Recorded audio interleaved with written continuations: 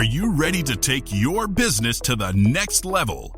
Every day there are countless books and articles that are published offering the key on how to make your business a success. It's easy to feel overwhelmed trying to keep up and run your business.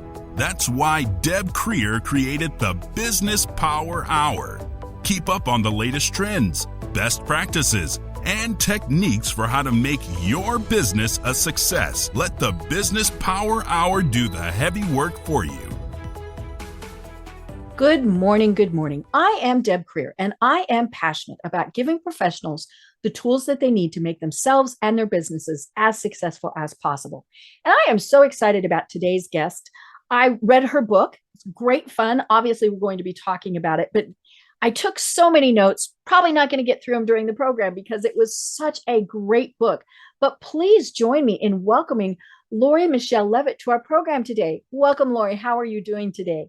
Hi, Deb. I'm doing well. It's good to be here. Sorry for the dark room, but behind my curtain is wide open ocean, Sea of Cortez, and that sun is bright. So here we are. I love it. I love it. Well, and we're going to talk about that probably during the program about being sometimes in spaces that motivate your mind. See, I read your book. I did. And because that is something that I think we get so caught up in as business leaders, as professionals, that it's, we have to work 28 hours a day, 8 days a week, and we don't ever stop to think what is good for us. And so we're going to have a great time. Well, let me tell people a little bit about you, and then we'll dive into this. So Lori Michele Leavitt is the pivot catalyst. She has coached, consulted, and trained hundreds of leaders to achieve their objectives and generate extraordinary momentum. She speaks globally on catalyzing momentum, leading, pivoting, and workplace culture change. Lori and her books guide leaders in generating a ripple of positive influence throughout their organizations to strengthen alignment and catalyze momentum. Her most recent book is Pivot to Clarity, Get Clear for You, Be Clear for Others. So again, Lori, welcome. Thank you. Well, I always like to have our guests talk about how they got to where they are today, because I think it's fascinating to discover kind of, where we started out. So tell us a little bit more about how you discovered that this is your passion in life. As you could probably imagine, it wasn't a plan. And yet, when one gets to a point and has that aha, you typically look back and say, wow, there were signs along the way. Mm-hmm. That really was what I was even doing back then, or how I was wired back then. And it's just, I've now put a name on it. Mm-hmm. So I'll start with my professional career. I was the person who helped leaders make decisions. Okay. I still do that. I lead leadership peer groups, and that's what we do, except I take a role not as the smartest person in the room, but as the facilitator, Right. and every once in a while, coaching or perhaps consult, being part of the group as a peer. But early on, it's that providing the right information to make best decisions for the future. And as we're talking about business leaders, whether you're just starting out, whether you've been in business for a long time, but it's small, you're keeping it purposely small, or you're in a really large organization, our role as leaders is the future. So we have to step out of that. We're going to solve problems that already happened. We are solving those challenges that haven't happened yet. We're preparing ourselves and our organization for that change that's up ahead. So that's what I was doing all throughout my career. And I've now named it the Pivot Catalyst. And of course, myself, I've gone through many pivots of my own, personally and professionally. It's interesting, as I was reading your book, one of the things that struck me, and you wrote it kind of during the pandemic, was businesses that knew how to do this survived. And businesses that didn't know how to do it either didn't survive at all or are struggling, and of course we heard the word pivot so much that, we all got tired of it. But it really was about that, about, having leaders who could look at it and go, well, whether it's 2 weeks, right? I love that when they first told us, oh, it's just 2 weeks. And we all went, yes. And 2 years later, we're still going, what the heck? But, the leaders, and it's not always the owners, the managers, because a leader is a different person. But they were the people who went, okay, this has happened to us. Now, how do we get through it? And it wasn't, because I think one of the biggest problems that people had was they kept trying to do business the way they had always done business. And that just wasn't going to work any longer. So do you find that people talk to you about that and say, hey, we discovered that because of COVID, we really have to be much more flexible, much more adaptive to changes, things like that? One, yes. And I'm going to take what you just said just a little bit further. Those that really did well through the pandemic, well, there are two. One, they were lucky and they just happened to be in an industry. Right. Oh, yeah. Yeah. I mean, some of them I'm just like, holy right? Cow. What like Zoom. This was our right? best year ever. Yeah. How did that happen? And you never want to, as a leader, not understand why something good happened or not understand why something bad happened. But again, also not knowing why something good happened is not a good thing. But those that pivoted well were those that had spent the time with their organization before change was needed to create a culture that was nimble for change. Right. And those leaders tend to not make it all about them. They're not, and it's not just command and control. It's also not, you don't all have to go to me. I am not the end all be all decision maker, whether I'm doing that out of need for power, if I'm doing that out of caring. The best thing you can do is ready your organization, which is empowered people to make the changes they need to change in their roles. Right. And those are the ones that made it through. And there were obviously huge changes with so many, and I think probably one of the biggest is that the remote workforce, that's just been one of the things that has been, I mean, people obviously worked remotely before, and it was sometimes people used it as bargaining, right? I want to work from home every Friday, so I'll take this job if you let me do that, things like that. But when we were forced to do it, that was the tricky part. And especially for the people who were managers and not leaders. And I say that because a lot of times those managers were the micromanagers who didn't like that their employees were where they could look at their computer screen or see what time they came in. The leaders went, okay, this is the way it's going to be for a while. We're going to work through this. And they asked their people too, how do we want to do this? I agree. I would say, so in my first book, I talk about managers as coaches. And I'm not saying that a manager becomes a coach, similar to managers as leaders, which I talk about as well. It's an additional skill set and it's a wiring to care about people. So as we're talking to everyone, you may find yourself in a micromanaging role and still be someone who really cares about people. Right. And so how do you get out of that? And one of the things is that there's work to be managed, but many people in their roles absolutely can manage that work on their own. It does not require you. You are not necessarily being caring. And I'm talking to all those leaders who are here listening to this and want to be better. Because the ones that you mentioned, they're not here. Right. No, because they're not trying to learn. They don't see that they need this, right? Right. There's no compelling reason for that. Now, with remote work, that is difficult on both sides. I mean, certainly I work with many business leaders who are managers and leaders, and they're challenged with people who still want to work from home. It's like become an expectation. And many of us can work very, very well from home.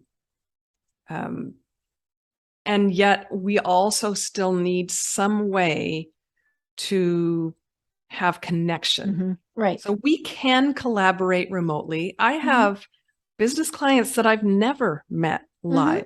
Right. But it's really, you have to really be good at connection to make that work forever. So as a team, it really does help them getting together and connect. And that's where I think those leaders who have done well just are really saying, well, so what could we do? And not just say, well, we need to meet, but instead say, why do we need to meet? And I will promise you that your meetings are going to become more effective. And you probably had a lot of bad meetings before. And now you'll take some time to think about it. Say, what do I really want to accomplish when I bring people together? Right. Yeah, I was talking with one of my other guests, and we were talking about this. And I said, there is a lot that gets accomplished when you see somebody in the hall, when you're at the coffee machine with them, all of those various things. And of course, in many cases now, we don't have that. And so what he tells people is, you schedule a meeting and you spend the first 10 minutes catching up. Hey, what are you planning for Halloween? So that you still have all of those, that little personal bit as a, and he said, but he said, you have to be very focused. Here's the agenda. I mean, in your book, you talk a lot about Steve Jobs and how he managed meetings, because they were, you didn't go in and go, hi, this is the video, and have 900 PowerPoint slides, right? Yeah, that was Bezos. Oh, Bezos, that's it. Yes. So Amazon, yes. And obviously he still does that, but they, and so he said, just that little 10 minutes. And he said, and it's required that you're there. So people, it wasn't, well, hey, we're not really going to get to the meeting for 10 minutes, so I'm not going to join for 10 minutes. But he liked having those little touch points, again, just to kind of, say how you doing that, and then go into the very structured meeting where people had the agenda, all of those things. Because that's the worst meetings, are the ones where we ramble and blather on and we never even talk about what we meant to talk about. Yes. Yeah. So Bezos, what he's more about thought. And so Bezos would recommend that everyone has time to read the material. So his was more about efficiency and so the preparation of that meeting. Absolutely. That you've thought about it. And so that if someone, well, now he doesn't have PowerPoints, but if someone's giving a PowerPoint, someone would start asking questions that truly are answered later. And it just, it got to him. And it's a really good point, which is why I put it in the book. And it's another point I make when you're communicating with someone, very similar. Get to the point at the start. At the start, because otherwise you'll get all that mess happening where someone is putting the person presenting off their game because they're asking a question that's handled later, but also might be something that is, they're not ready to talk about it right then. They haven't set the stage. Or how I talk about getting to the point in my book is when you as a leader are communicating with someone, and just spend some time to think about how you would feel in this situation. When someone is speaking to us, we are immediately, I don't know how many seconds it takes, but not very long, trying to figure out, what does this mean to me? What are they trying to say? And if we aren't getting the answers from what you're saying quickly enough, then we're going to assume, and we usually assume the worst. Right. So here you are as the leader, and maybe you're even trying to express something that's great for this person. And they are not even listening to you by the time you get to the good point. Right.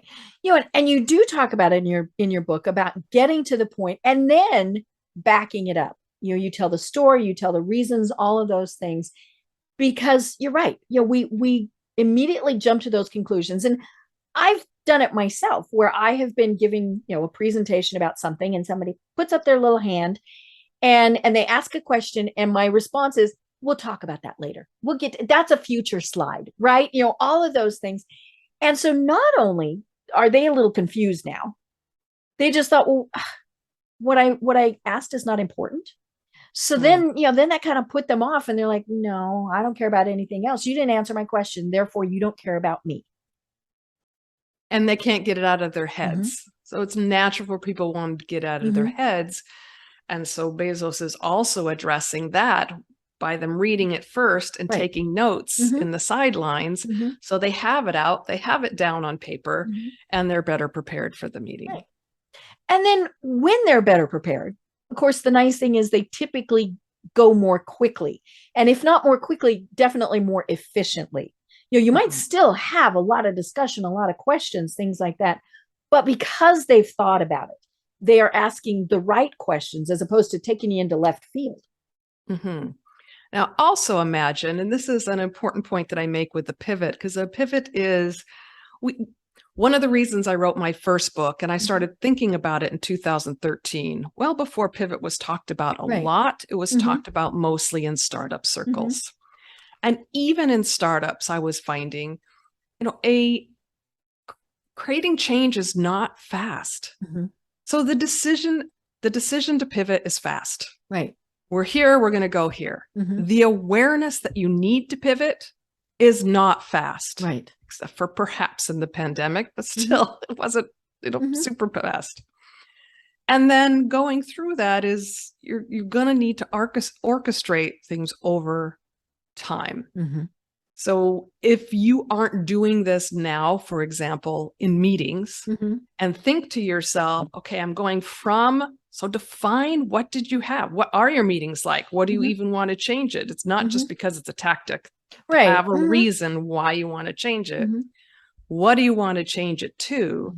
And then spend some time thinking, okay, what do I need to see? And to keep yourself encouraged, create some measures about what will progress look like, because it is not going to be immediate. You may be the type of leader who felt that I always need to have the answers. And again, I'm saying maybe you felt this from a good place. Right. My people are expecting me to have the answers. They want me to have those answers. They want me to have those answers. And perhaps then you say, okay, I want to be this person who asks questions. That sounds really awesome. Well, it's not going to work right away. And if you're expecting it to go from this context that you have to this one immediately, then you're going to get disappointed and frustrated.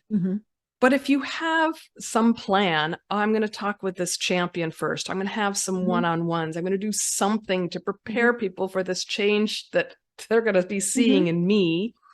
Maybe I'm going to ask for someone to give me feedback on how I'm doing. But you have some progress measures, and that can keep you nimble, keep you from getting disappointed, and keep you from stopping before you're almost at that better place. And when you stop prematurely, you go back to the way it was. Which for whatever reason, it might have been working, but you're still thinking, okay, we want to do this differently. But you don't want to revert back. And I think that is what we see happen a lot of times. Say people, they want a lot of input. So they tell people, we value your feedback, all of these things. But if people weren't prepared for that, you're going to get crickets. How many times in meetings have we said, does anybody have any thoughts? And nobody moves because of a lot of things that you talk about in your book. They're afraid to. There's, what's going to happen is there's going to be retribution, all of these various things. And so like you said, you have to have laid that groundwork. But if you didn't, you go through a couple meetings where you say, anybody have any feedback? Nobody says anything. You're going to think, well, I'm going to stop asking. Clearly nobody has any, so I'm not going to ask. You may even get negative feedback. Yeah.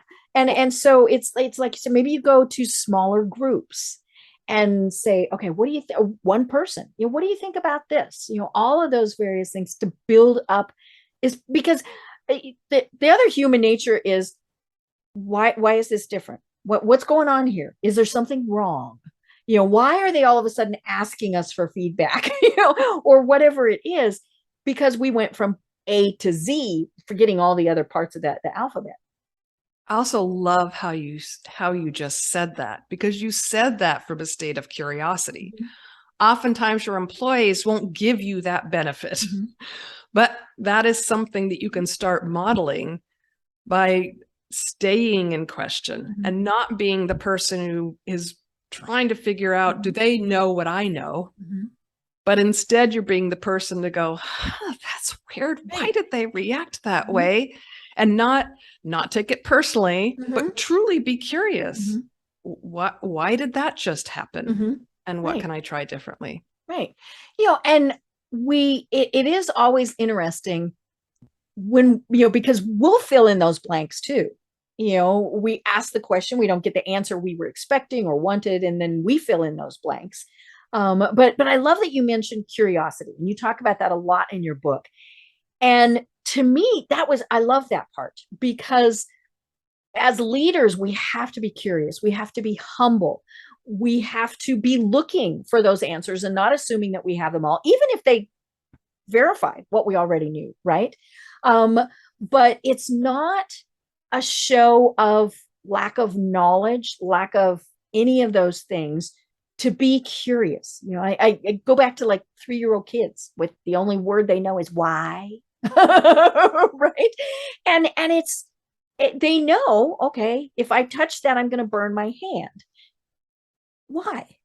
And all of these so I talk to us more about how great leaders are curious and humble. I mean, that's the other thing. They're willing to say, I don't know.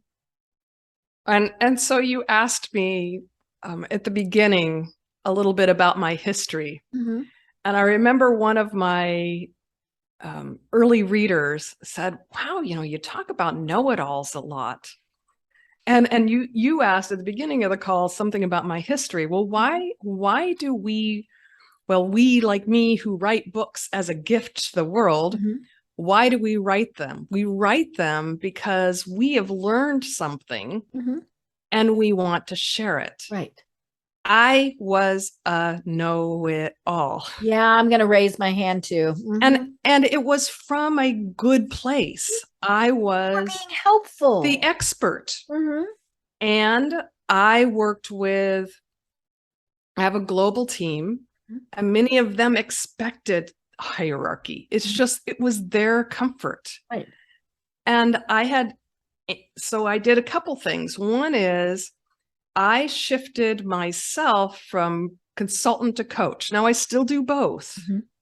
but that was quite challenging. I'm still not great at it. I'm not a therapist, so I haven't gone to the point where all I do is ask questions, mm-hmm. and I never give advice, or at least ideas, because mm-hmm.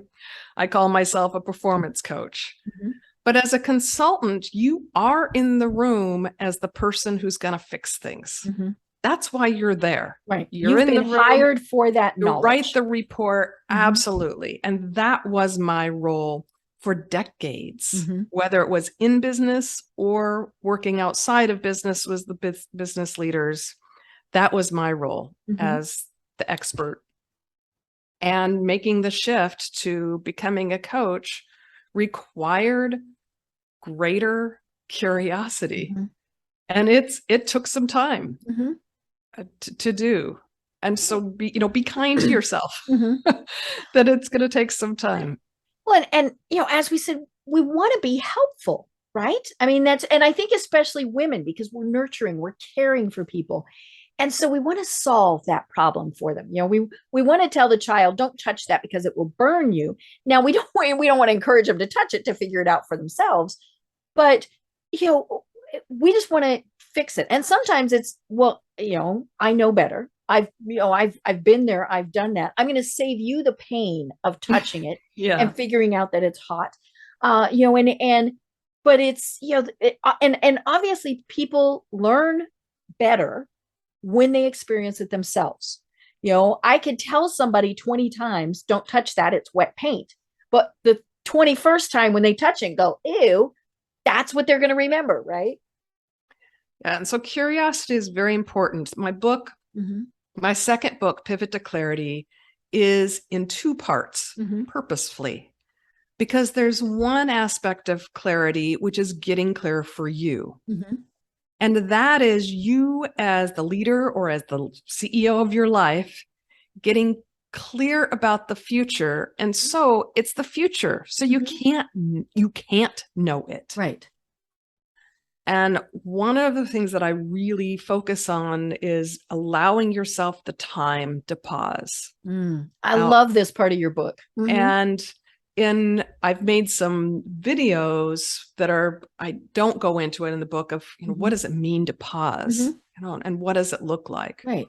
But one aspect of pausing when you're getting clear is to allow yourself to be in awe and to kick all of those words that your brain will tell yourself about why you can't do it or who won't listen to it or you don't want to feel disappointed or all of those reasons you tell yourself where you cut yourself off at the knees from this great idea about the future that you had. And the other pause is when you're being clear is to pause and get back into curiosity, is to pause and give the other, really notice what the other person is doing. Right. And how they're feeling. And you mentioned something, and it is in your book, but I think it is the crux of everything, is that you are the CEO of your life. And so when you're getting clear, when you have clarity, it shouldn't just be about your business. It should be about why are you doing that? And I love the examples that you give in the book where, is when people are asked, why do you, hey, we want you to take this job. And, and they contemplate, I believe it was the gentleman who headed up Ford, and it wasn't really what's in it for me, but it really was part of how can I help make the difference? And also, why should I do it? And I think that's whether we're, the leader of our household or, whatever it is, we all are the CEO of our own lives. And we have to know why we do things and be clear on all of that. Absolutely. Well, it's so interesting because we put ourselves in these silos, right? I always love it when people say there's work-life balance. No, there's not. Because for one thing, that's 50-50, right? There's only, if you have 2 things, it's 50-50, and that's never gonna work. And so that is part of this is getting clear on, okay, my family is the most important thing to me. Therefore, my work is going to have to reflect that. Or, right now I'm building this business, so it's going to take a lot of my time, and really going through all of that. So talk to us a little bit more about that. When when they're struggling with being clear. So let me take a step back. What is your definition of clarity? Since that's the title of the book, Pivot to Clarity. What is the definition of clarity? Well, the subtitle is really my definition. I mean, if you look at other books on clarity, they're either about getting clear, like a vision, etc., or they're about this being clear with others.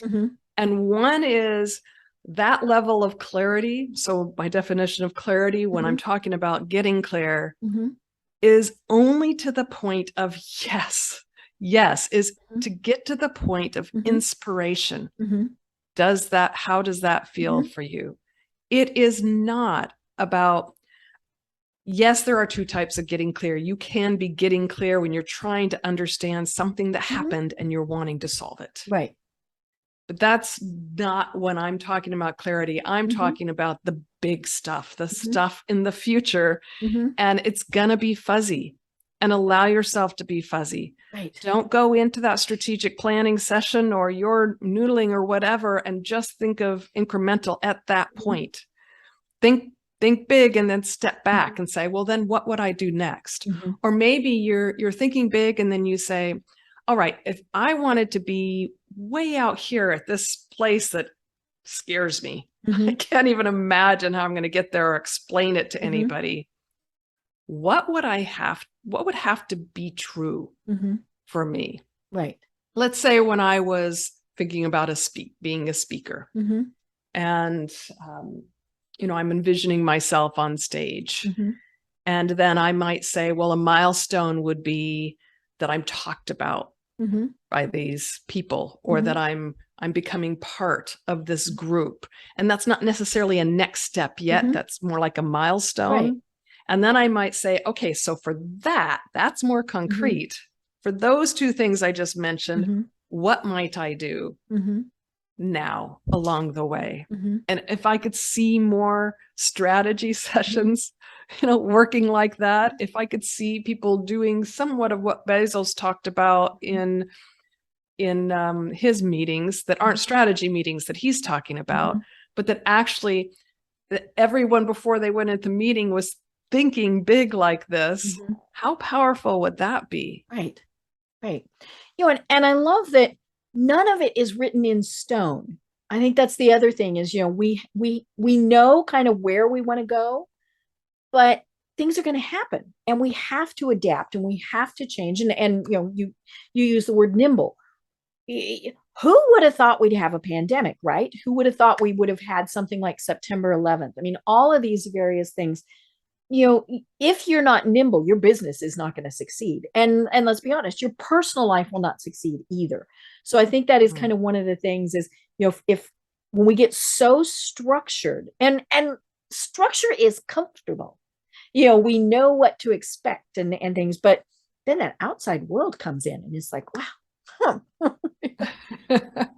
It's so true. I mean, we do that to ourselves with our systems, with our processes. We consider them once and done, and everything is changing around us, and those may not be serving us all the time. There really is nothing that's once and done. Is everybody that you've hired turned out brilliantly? Yeah. I mean, just use that as an example since I'm talking with a lot of business leaders here. And clearly you thought they were going to be, or you wouldn't have hired them. Sure. Right. And I think it's that also, being clear with where you want to go. It's, especially from a company perspective, it is kind of having that mission and that vision, but it's not the thing that's up on the wall that nobody ever looks at again, right? How many times have you walked into a company or seen it on their website? My vision, our vision as a company is, and it's like, yeah, right, whatever. It's this thing that changes and grows over time. Right. So as a leader and those that also were able to move through the pivot, there's some inspiration involved. So they were coming from the place of, we can do this. This is possible. Right. I mean, that's inspiring.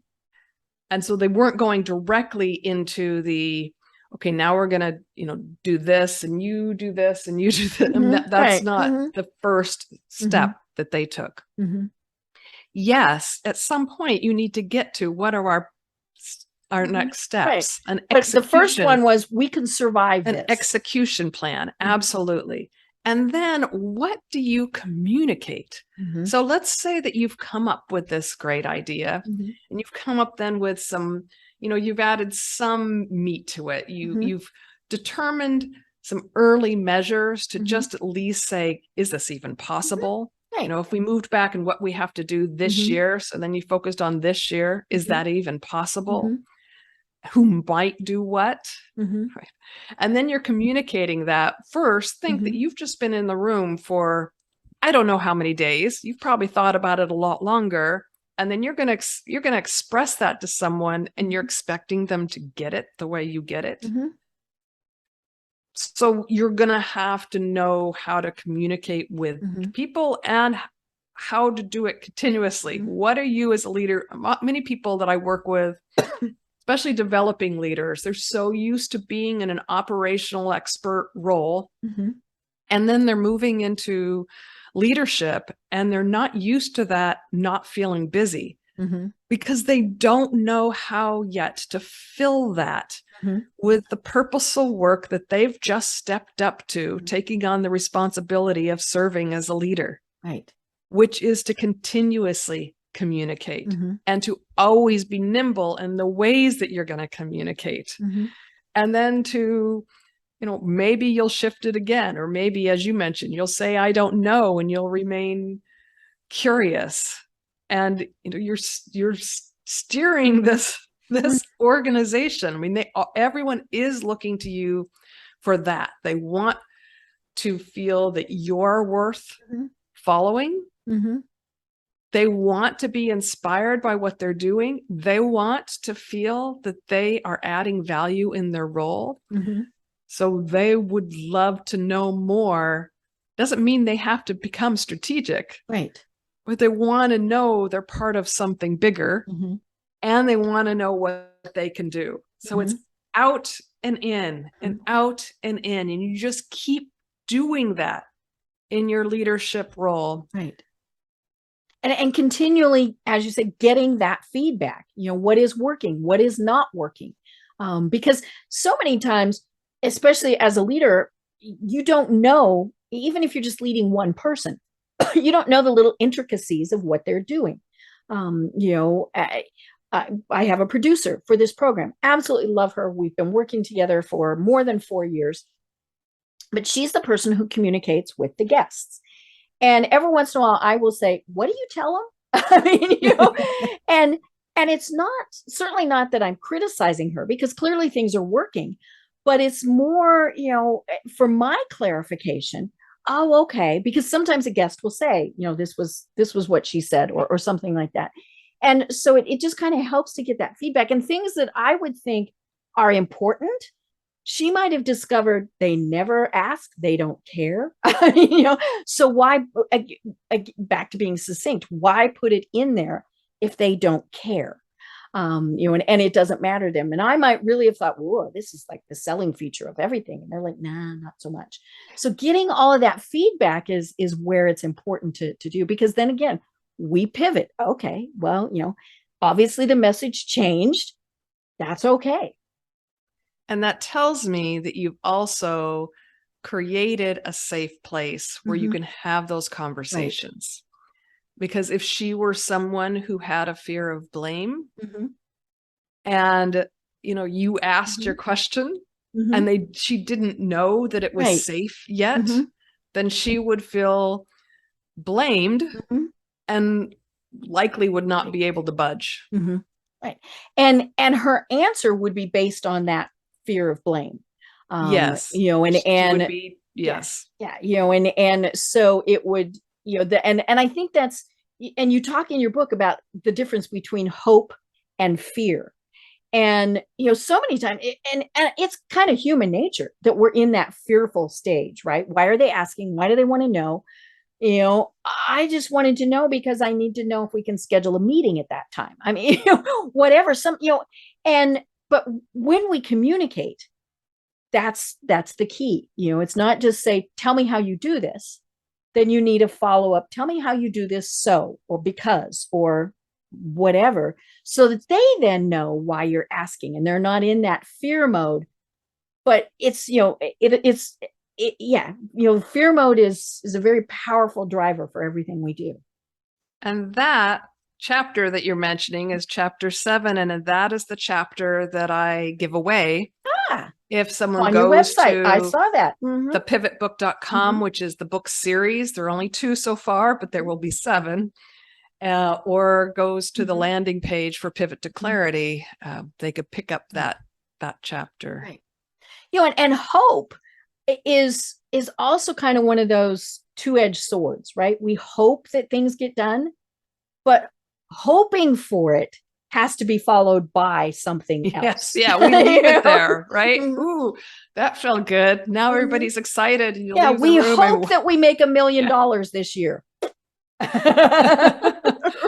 or just that you've said something to a group and they've become hopeful, like a motivational speaker. Right. And what happens, a week from now, it's gone. It's back to normal because that follow-up wasn't done. Right.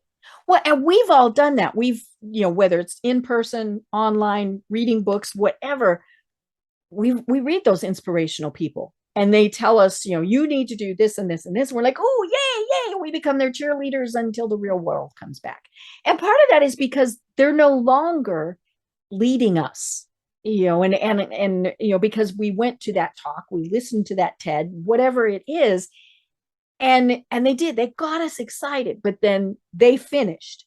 And that's the point where then, okay, I'm going to go back to doing what I did because I don't know what to do next. Right. Yes. And you've mentioned that earlier too. It really is important. why do we shift back to what we did before? Right. If we'd even had the idea that it wasn't working, so one of the things, I'm certified as a scaling up coach. And one of the slides we show is the valley of death with growth of a business. And when you're a startup, that valley of death tends to be cash. Right. So let's just go beyond that because that's pretty obvious, right? As you go beyond that, what the valley of death is, what allows you to change but then fall back, are usually human things. Like, we've tried that before. That won't work here. Right. I'm not getting feedback that this is working. So I'm going to do what I did before. All of that stuff is we like our little comfort zone. Falling back. So if we were to talk about anything today, because I know you work with a lot of small business owners and entrepreneurs, it's like, what causes us to, spend some time with what causes you to fall back, and what can you do to help others not fall back? Right. Yeah, because when we fall back, it is very difficult for others to continue going forward, because we fall back into those old practices of maybe never asking for feedback or working, 12-hour days and expecting that other people will do it, or, whatever it is. So yeah, we have to fix that first. And a lot of what I see is that a rhythm isn't created. It's treated as a project. Or the leader has not prepared themselves to know that they're continuously looking at this, zooming in, zooming out, zooming in, continuously. How do I speak about this differently? What should I try now? How do I inspire such that we give this our all for the next quarter? And if it's not working out, we still give it our all to that last day. And then you figure out, why didn't it work? Then we revisit it and say, all right, this and this and this also came up while we went through this. Did we do some great things? Yes. Did other bad things come up? Yes. Now we'll address them. Right. And it's that continual learning and going forward. And I think the companies that don't do that are the ones who are the big examples of failing. Kodak, I mean, they're still around. Blockbuster, right? I think the last Blockbuster in the world closed not long ago because they went streaming. Who would want to stream? And then of course Netflix said hello. And Blockbuster easily could have pivoted and said, okay, there are some people who still want the DVDs, but so many, that means they have to get in their car, they have to go, they have to do all this stuff. And so they never even took human nature into account, that, we're lazy slugs and I don't want to have to put on shoes. Therefore, I'm going to do it from my computer. Because clearly they had the content, and it just never occurred to them because that was the way they had always done it. And Kodak, same thing, digital pictures. Who's going to take digital pictures? People want film. No, I want to be able to take the 500 pictures of Halloween on my phone. Yes. Jim Collins calls some of that about facing the brutal truth. Now, you could face it and say, like as you said, yeah, we see this, but we don't care. Right. Nokia did something similar. They certainly saw the operating systems of Android and iPhone going up, up, up.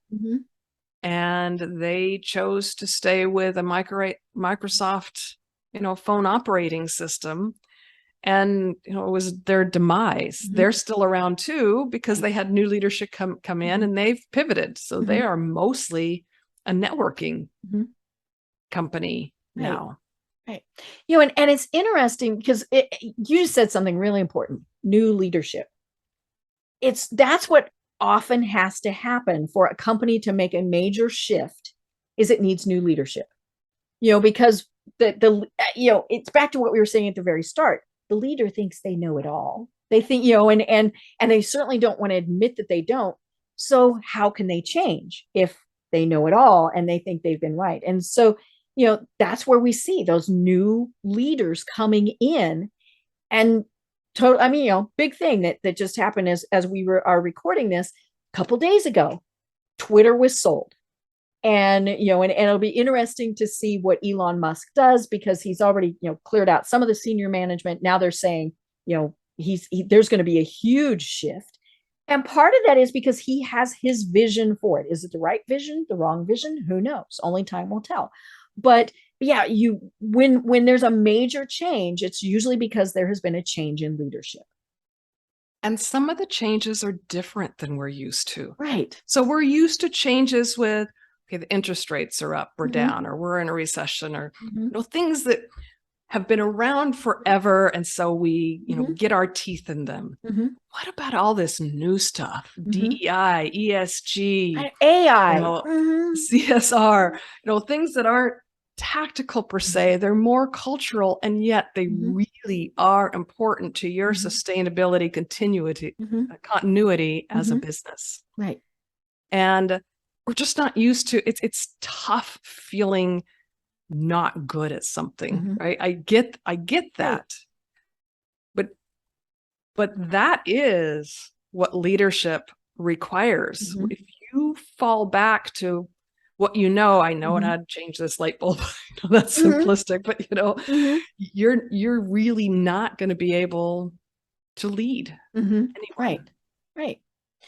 And in your book, you talk about the 3 characteristics that a leader needs, and that is to be courageous, curious. We've talked about that, and tenacious. But talk more about courage, because I think that really is difficult for so many people to do. Those 3 came up when I started forming leadership peer groups.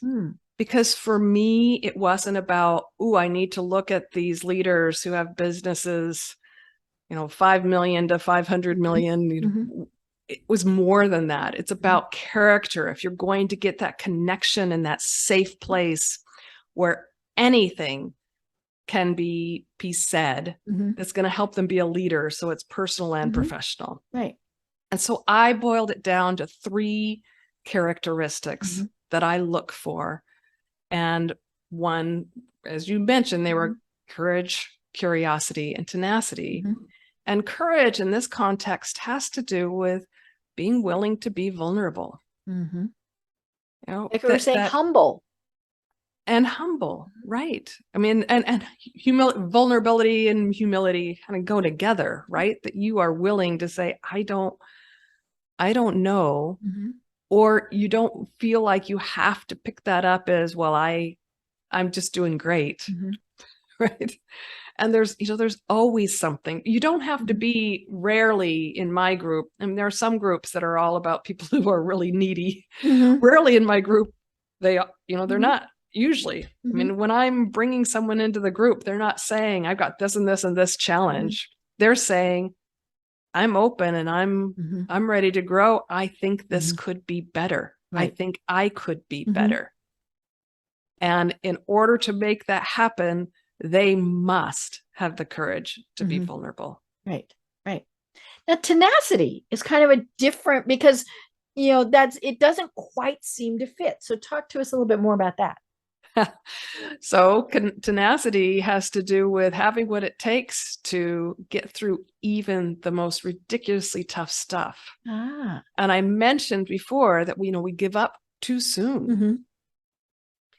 So it's really important. Now, I have had to give up on things, but you choose to give up. And Seth Godin wrote a book called The Dip, which really served me at one point when I was giving something up. And his message was that you're going to face resistance as you're moving towards an objective that's in the future, that's important. And you need to keep looking at that objective and say, do I still want that? Right. Or am I just so committed to it personally, financially, whatever, that we have to keep going for it, even when we don't want to anymore? Right. Is that something that really, all of the things of why we chose it, do those still exist? And if the answer is no, then go ahead and quit. That's not about not being tenacious, because some of the reasons we don't quit is not because we've sunk all this cost in, but just because we decided and we don't want to look like we're not someone who holds to our decisions. Right. And so tenacity has to do with really having what it takes. Now, let's say, yes, it is a worthy goal. I guarantee you, because I'm an entrepreneur and I've been one. I left corporate after about 17 years and have been an entrepreneur since early 2001. And it is not a entrepreneur. I know. This is going to be fun. I'm going to be in charge of everything I do, right? Yeah, it's not rosy. You have to be willing to face risk. You will go through low points, and you'll find as you're going through that low point that people fall away even. Sometimes you'll feel it's just you. And when you're up here, all these people are with you. And then you get the naysayers, etc., because, now you're too important for your own riches or whatever. You'll go through all of that. And if you give up too soon, when it is still, that objective still ticks all the boxes, then you are hurting yourself. Right. You may just need to give yourself more time. You may need to pivot something on the road there. Right. And that comes back to admitting that you don't know it all, that you might need help, all of these various things. That's one of the things where I hear, when people say, I'm and now granted, there are, people, maybe they did start their business and they decided I need a steady paycheck and I need benefits, right? Right. Which is, but it's most of the time when you say, why did you not continue with your business? You get, well, it wasn't what I expected it to be. And then it's okay. Well, what do you mean by that? Well, I had to do bookkeeping. I don't want to do bookkeeping. I had to do marketing. I don't like marketing, and so they find lots of excuses as opposed to, I needed to build a team. I needed to learn how to do this. I needed to admit that I couldn't do it by myself. And so that's, and we see that, large and small companies, it's, they hit that roadblock, and sometimes it's much easier to say, okie dokie, and just not continue on. Right. And it's possible that it could not be for them. It's possible that what they thought it was, so it doesn't still check all the boxes, because they really didn't have a clear vision of what that looked like, of what that would be. They just thought it was what you and I said, that simple road, and it's not. Right. It's not one. Yeah, and obviously on this program, we talk to a lot of people about how, what it takes to be successful, and you have to have those teams. I mean, I am never, ever going to know tax law. I don't want to know tax law, but I know it's important. So I hire somebody who knows that, or contracts, or, all of these things, because we can't know it all. And I do a lot of that. I have a very few employees or full-time independent contractors. And then I have some, now I keep giving them things so that they are on my bench. Right. They are projects, and I know what their expertise is. And I reach out to them when I need them. Sometimes they're working on something else and they're not available, but usually I have my act together enough that I can plan ahead. Say, I am going to need this, are you available? Right. The other thing I wanted to say is there will be some that are on this, that are listening to this, that give up on it because they run out of funds. And I get that. It Right. is real. And this is no, we're It's not saying, nothing. Yeah, we're not saying they're shame horrible on you. people. You still should have made it through. Right. And this especially happens to females. It's still an issue regardless of all the female angel or VC groups. Because if you're just starting out, it's really difficult to get the cash you need. Right. Now, there and are time is the ways other to do factor. Yeah. Yeah. Yes. And it's, and I think that's because people don't understand what it's like. I mean, when you own your business, it is not typically a 9 to 5 job. And now obviously it depends on what it is, but say you're a landscaper. I mean, you can only work when it's daylight, right? But in the evening, you're doing your bookkeeping, you're interviewing employees, you're ordering new equipment, all of these things. And so I think so many people think, oh, hey, I'm going to have so much freedom. No. And that's why, and like, yeah, it's not a bad thing for them to say, what, I'm going back into corporate America. It's just, I like that structure. And I like not having to make those decisions, even if they go back into a leadership position, because they know they've got all of those other support systems built in. Yes. Well, oh my gosh, Lori. See, I told you I did not get through all my notes. And so that just means that we have to have you on again. And so I look forward to when we do that. But in the meantime, how do people find you? How do they get your books and how do they connect with you? So my main website where you can get to everything is my name, Lori Michele Leavitt. If you're concerned about spelling that, you can also go to thepivotcatalyst.com and it will forward to the same site. I also mentioned that I have the books out at thepivotbook.com. And if you want, you can download the free chapter there for either, actually, I think just Pivot to Clarity. If you want to go and sign up so that you get a series of videos for free, getting the book and coming back, that is pivottoclarity.com. Perfect. I love it. And how do they connect with you? So you can email me if you would like, Lori at thepivotcatalyst.com. I love it. And, besides the book, what are the services that you provide? So I write these books mostly in service to the service that I provide. I run these leadership peer groups. And while I know that this is a global audience, I am just launching remote groups. Wow. And the purpose for doing that is because better decisions are made, the more diverse mindsets you can get in the room. And, that's what we're about, is supporting decisions, the challenges and the opportunities. So I really wanted to start a group that's global, and I can't be everywhere. So we're going to do that remotely, right? And we're going to have connections where everybody can get together. Because that is important, especially, not for all, but for those who can make it, that's what we're going to do. I also create software, and I say create because I don't code. And we have a software. Now, this one is probably mostly for those businesses that have between 300 and 3,000 employees is what we're targeting. It doesn't mean that it's not for smaller businesses, but it'll be kind of like buying Excel where you won't use it all. Yeah, you don't. Possibly won't use it all.